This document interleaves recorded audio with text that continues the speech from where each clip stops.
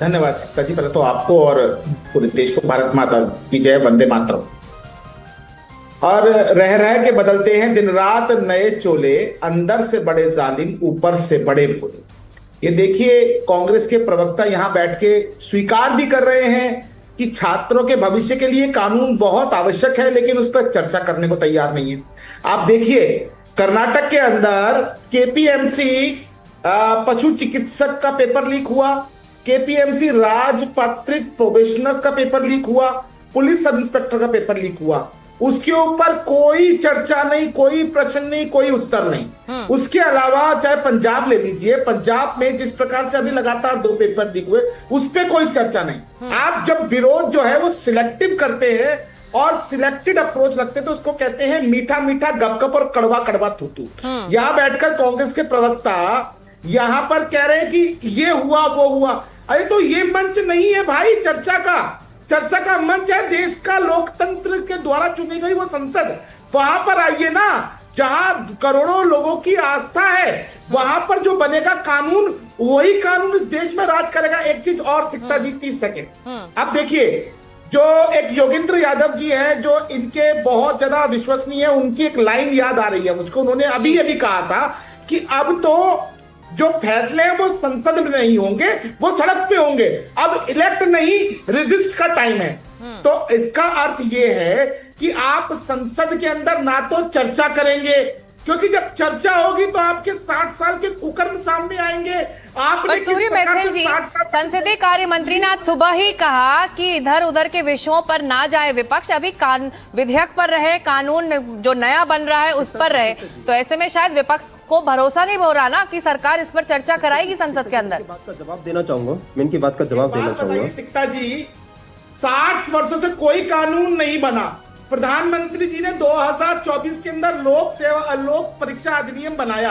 अब उस लोक परीक्षा अधिनियम को ही कड़ा बनाते हुए 5 की जगह 10 साल की सजा का प्रावधान उसमें कर रहे हैं। 1 करोड़ से बढ़ाकर जुर्माना और बढ़ा रहे हैं। तो इसमें विपक्ष को साथ देना चाहिए यदि आप ईमानदारी से। वो तमाम दूसरे मुद्दों पर भी चर्चा चाह रहे हैं और आप कह रहे हैं कि सदन के पटल में ये चर्चा होनी चाहिए। तो ऐसे में जब सरकार की तरफ से ये इंडिकेशन आ रहे हैं विपक्ष के लिए कि पहले आप विधेयक पर चर्चा करिए, बाकी बातें बाद में, तो विपक्ष भरोसा नहीं कर रहा है। मैं आप लोगों के पास आऊंगी, एक बड़ा अपडेट आ रहा है पेपर लीक बिल पर। अखिलेश यादव ने कहा है कि 5 बजे ही संसद में बोलेंगे, सरकार झुकी क्यों ये बताएं। अखिलेश यादव ने ये सवाल उठाया है कि सरकार झुकी क्यों, ये बता दीजिए। और पेपर लीक बिल पर बोले अखिलेश यादव, 5 बजे ही संसद में बोलेंगे।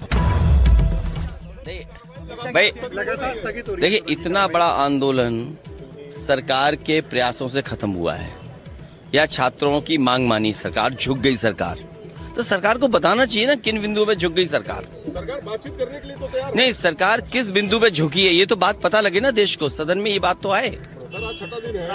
सवाल 6 दिन का नहीं है, सवाल इतना बड़ा है कि नीट में बच्चों की जान चली गई। आपने आश्वासन दिया बच्चों को केस मुकदमे नहीं लगेंगे, पर मुकदमे लग रहे हैं। अगर सोशल मीडिया पे लिख रहे हैं तो पुलिस जा रही है उनके घर पे। तो ये क्या आश्वासन था आपका? नहीं, बातचीत से हल होगा कि आपके फैसले का अमल जमीन पर होगा। जिन परिवारों के बच्चों की जान की क्या मदद की है सरकार ने अभी तक? क्या कोई स्टेटमेंट आया कि आपके चैनल पे चला क्या ये बात कि उनके परिवारों को ये मदद करने जा रही है सरकार? और ये कहा कि मुकदमे नहीं लिखे जाएंगे, तो मुकदमे तो लिखे जा रहे हैं। बिहार में देखिए कितने बच्चों को जेल भेज दिया गया। तमाम सवाल अखिलेश यादव उठा रहे हैं। अनुरुद्ध प्रताप, ये बताइए छात्रों के लिए किया, जो विक्टिम्स थे इस आंदोलन के, जो घायल हुए, उनके परिवार वालों के साथ बैठकर क्या सरकार ने कोई बातचीत की, उन तक किस तरह की मदद पहुंचाई? तमाम ये सवाल हैं इस वक्त विपक्ष के जहन में, जिसका जवाब वो सरकार से चाह रही है। अनुरुद्ध सिक्ता जी, सबसे पहले तो जो डिबेट देख रहा होगा एनडीटीवी, शायद अपोजिशन के भी लोग देख रहे होंगे। मैं कितनी शालीनता के साथ बीजेपी के एक प्रतिनिधि बैठ के बात कर रहा और कोई भी पीछे की बात नहीं कर रहा। मैं कभी ये नहीं कह रहा हूं कि 2004 से 2014 में 68 पेपर लीक हुए। मैं कभी ये चर्चा नहीं किया मैंने इतनी देर में बैठ के 19 पेपर के लीक का आदमी को, चीफ मिनिस्टर को, उन्हीं के डिप्टी सीएम उनको पेपर लीक वाला जादूगर बताते थे। मैंने कोई डिस्कशन नहीं किया। केरल में 200 बच्चों पे FIR हुआ वाटर कैनन से, उसमें मार पड़ी।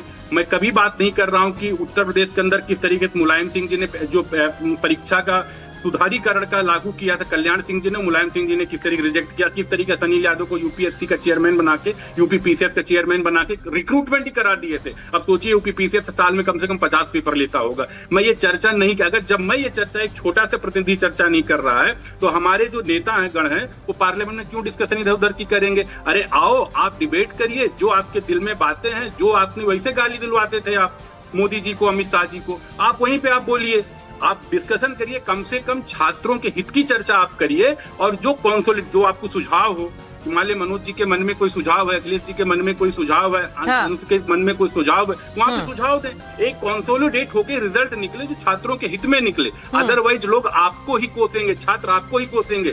सोनम वांगचुक जी ने भी कहा कि डिबेट का और डिस्कोर्स का डिबेट जो होगी वो पार्लियामेंट में होती है, संसद या विधानसभा में। अनिरुद्ध जी ये बताइए कि जयराम रमेश ट्वीट कर कहते हैं, जब टास्क फोर्स के बारे में जानकारी सामने आती है कि 2024 में डॉक्टर के राधाकृष्णन समिति की 101 सिफारिशें सरकार लागू तक नहीं कर पाई और अब एक नया टास्क फोर्स जो पुराना कानून था उसको और कड़ा करने की तैयारी, यानी कि 2 साल में 2024 में नीट पेपर लीक हुआ, 2026 में नीट पेपर लीक हुआ। अगर वो सुझाव लागू किए जाते तो शायद ये नौबत ही ना आती, वो ही नहीं हुआ है तो अब आगे कैसे भरोसा करे कोई?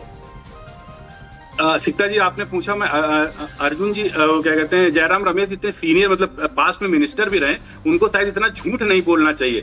101 सिफारिश में से 100 सिफारिश एक्सेप्ट की गई और लागू की गई, तो मुझे लगता है कि बीइंग ए पास्ट मिनिस्टर उनको इस तरीके र्यूमर नहीं फैलाना चाहिए। यही अंश जवाब दीजिए, अंश जवाब दीजिए। झूठ नहीं बोलना चाहिए, झूठ नहीं बोलना चाहिए, बिल्कुल झूठ बोल रहे हैं जयराम रमेश जी, बिल्कुल झूठ बोल रहे हैं। मैं चैनल पे उनकी बातों का खंडन कर रहा हूँ। 101 मैं बताता हूँ 2026 में जब लीक हुआ था, झूठ बोल रहे हैं, rumor फैला रहे हैं लोगों में।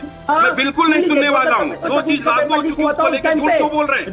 दाखिल की गई स्वामीनाथन जी ने कहा भैया कोई भी रिकमेंडेशन को लागू नहीं किया, झूठ मत बोलिए। मोदी जी ने इतने साल क्या कर रहे थे बैठ के? राजीव गांधी कंट्री में अंतर है। आप यहाँ पे करेंगे सिस्टम को दूर करेंगे, कैसे करेंगे? संजीव मुखिया के खिलाफ तो एक एविडेंस लेके नहीं आप 2 साल में, आप कौन सा यहाँ पे झूठ बोल रहे हैं? आप यहाँ पे झूठ बोले, बताइए ना कौन सी 100 रिकमेंडेशन लागू की, बताइए। चलिए मनोज काका जी ये गतिरोध इस बहस में भी हो रहा है, लेकिन हमें इस वक्त सॉल्यूशन और समाधान की बात करनी है। आप 2014 में उत्तर प्रदेश में CPMT पेपर लीक हुआ, UPPCS प्रीलिम्स लीक हुआ, यूपी पॉलिटेक्निक 2016 में लीक हुआ। ऐसे में अब आप लोग अगर सवाल उठा रहे हैं तो क्या विपक्ष के पास वैकल्पिक एक तरह से कहें तो नीतियां या मॉडल हैं जिससे एक तरह से पूरी तरह रोकथाम लग पाए इस तरह के लीकेजेस को? जी सिक्का, जरूर विपक्ष के पास वैकल्पिक और रचनात्मक दोनों तरह की नीतियां शेयर करिए ना संसद के अंदर। दोनों तरह के सुझाव हैं, लेकिन जो वो बात है कि तेरे पैरों के नीचे जमीन नहीं, कमाल है तुम्हें फिर भी यकीन नहीं, और बेपनाह अंधेरों को सुबह कैसे कहा जाए, मैंने इन नजारों का अंधा तमाशबीन नहीं। क्या ये नरेंद्र मोदी जी और अमित शाह जी ये कहना चाह रहे हैं और ये स्वीकार कर रहे हैं कि उनके तानाशाही में अब छात्रों पर और किसी भी शांतिपूर्ण आंदोलन को AK-47 और पैलेट गन से कुचला जाएगा, उस पर चर्चा नहीं हो? हम कहाँ मुंह दिखाएंगे? हम किस दुनिया में जिसमें UN तक पे चर्चा हुई, क्या हम दुनिया में यही कहेंगे कि हम पूज्य गांधी के उस देश में हैं जिस गांधी से मिलने चर्चिल भी अपना तख्त छोड़ के चल दिया था? अब हम इस दौर में पहुंच गए हैं कि अपने ही छात्रों और अपने ही नागरिकों पर AK-47 चलाएंगे। बीजेपी पर ये लगातार मनोज काका जी गोल पोस्ट चेंज करने की तो बात है। हमने अखिलेश यादव का भी सुना। मनोज काका जी अभी हमने अखिलेश यादव को सुना, वो कह रहे हैं कि क्यों सरकार झुक गई, पीछे की कहानी बताइए। अब ये एक नया गोल पोस्ट है कि अब पीछे की कहानी में बताइए। अगर छात्र कन्विंस्ड हैं, छात्र चाहते हैं कि सरकार को मौका दें, तो अब पीछे की कहानी भी अब चाहिए विपक्ष को सुनने के लिए।